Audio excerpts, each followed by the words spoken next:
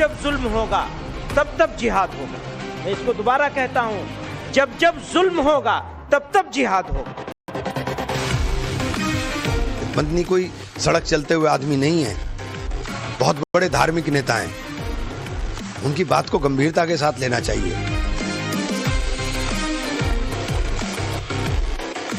जिहाद का मतलब क्या होता है? अपने बचने के लिए आवाज उठाएंगे।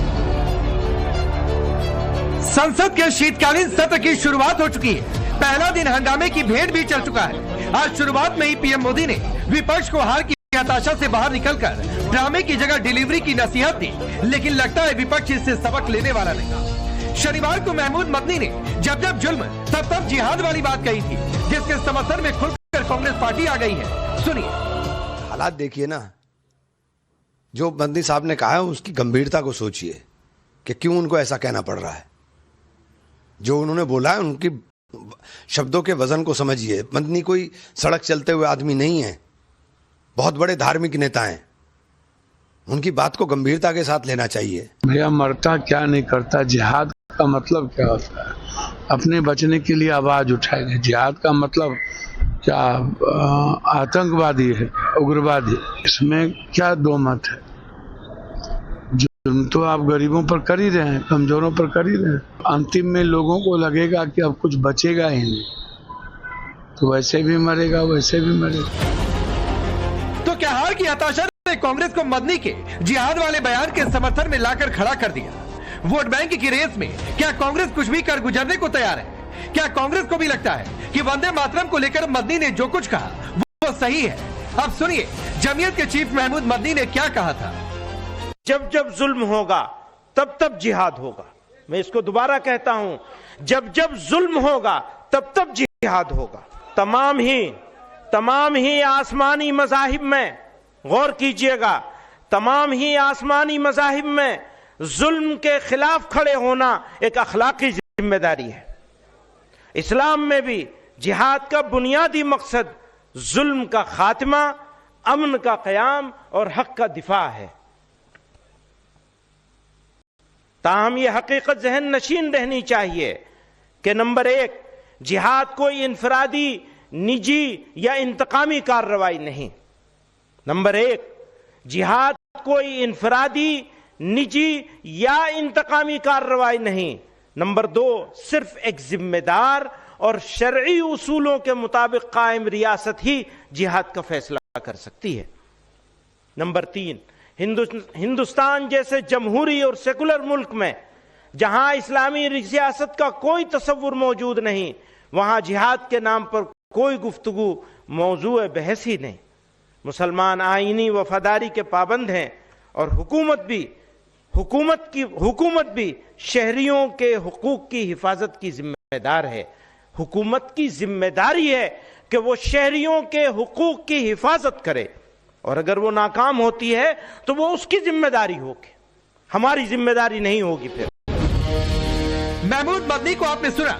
सवाल है कि कांग्रेस का मदनी को समर्थन क्या शुद्ध तौर पर तुष्टीकरण की सियासत और एक वर्ग के वोट बैंक को लुभाने की कवायद है? कुछ दिन पहले तेलंगाना के सीएम रेवंत रेड्डी ने भी कांग्रेस मतलब मुसलमान और मुसलमान मतलब कांग्रेस करार दिया था।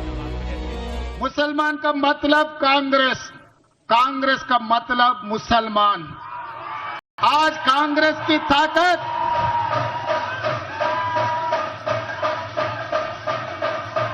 तेलंगाना सरकार की ताकत हमारे मुसलमान भाई बहनों। सिर्फ कांग्रेस ही मदनी के समर्थन में जाकर खड़ी नहीं हुई। सपा सांसद हरेंद्र मलिक को भी लगता है कि मदनी ठीक बोल रहे हैं। सुनिए। अगर आप किसी एक वर्ग को लगातार दबाओगे तो टिप्पणी तो आएंगी। वॉलीबॉल में ज्यादा हवा भर देते हैं, कम हवा में खेला नहीं जाता, पर्याप्त हवा में खेला जाता, पर ज्यादा हवा भर जाती है तो खेलने लायक नहीं बचती, फूट जाती है। सरकार का दायित्व है कि ऐसी कार्रवाई से बचे जिसमें भारत के किसी नागरिक को या नागरिकों के समूह को कोई पीड़ा होती है। हरेंद्र मलिक बोल रहे हैं कि किसी एक वर्ग को लगातार दबाने पर ऐसी टिप्पणियां तो आएंगी, तो क्या सत्ता उनको ऐसा कहना पड़ रहा है?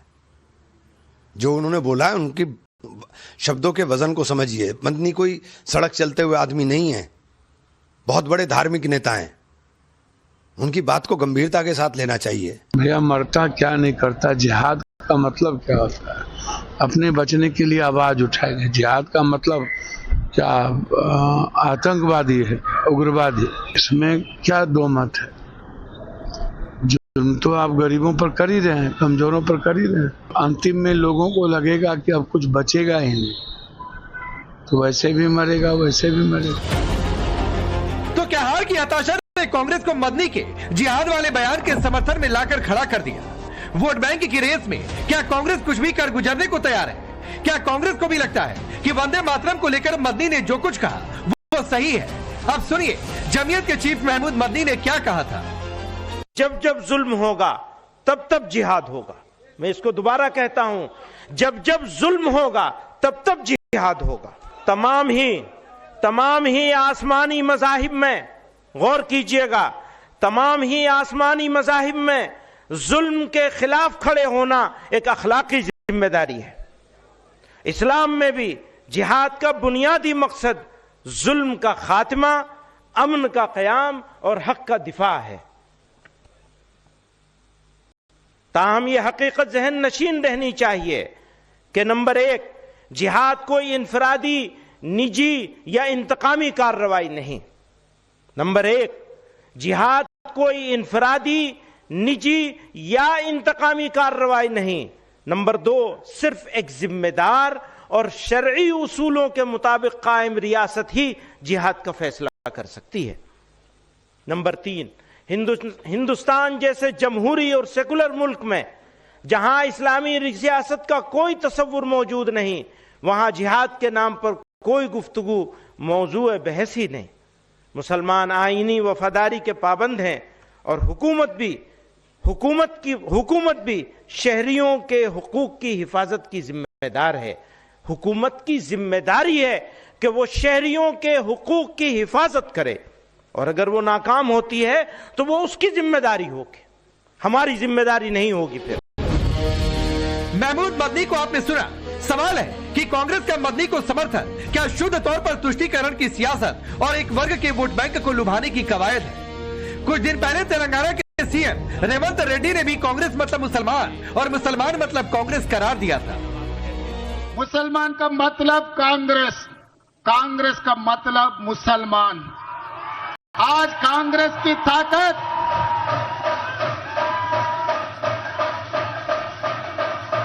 तेलंगाना सरकार की ताकत हमारे मुसलमान भाई बहनों। सिर्फ कांग्रेस ही मदनी के समर्थन में जाकर खड़ी नहीं हुई। सपा सांसद हरिंदर मलिक को भी लगता है कि मदनी ठीक बोल रहे हैं। सुनिए। अगर आप किसी एक वर्ग को लगातार दबाओगे तो टिप्पणी तो आएंगी। वॉलीबॉल में ज्यादा हवा भर देते हैं, कम हवा में खेला नहीं जाता, पर्याप्त हवा में खेला जाता, पर ज्यादा हवा भर जाती है तो खेलने लायक नहीं बचती, फूट जाती है। सरकार का दायित्व है कि ऐसी कार्रवाई से बचे जिसमें भारत के किसी नागरिक को या नागरिकों के समूह को कोई पीड़ा होती है। हरिंदर मलिक बोल रहे हैं कि किसी एक वर्ग को लगातार दबाने पर ऐसी टिप्पणियां तो आएंगी। तो क्या 27 की रेस में सपा का स्टैंड भी मदनी के जिहाद वाले बयान के समर्थन में है? सवाल यह भी है कि एक वर्ग को दबाने की बात क्या सिर्फ वोट बैंक पाने का हथियार है? क्या इससे सपा को मुसलमानों का झंडा बरदार होने का तमगा और फिर वोट दोनों मिल पाएगा?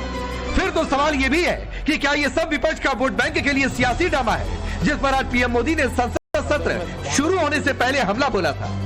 ड्रामा करने के लिए जगह बहुत होती है, जिसको करना है करते रहें। यहां ड्रामा नहीं, डिलीवरी होनी चाहिए।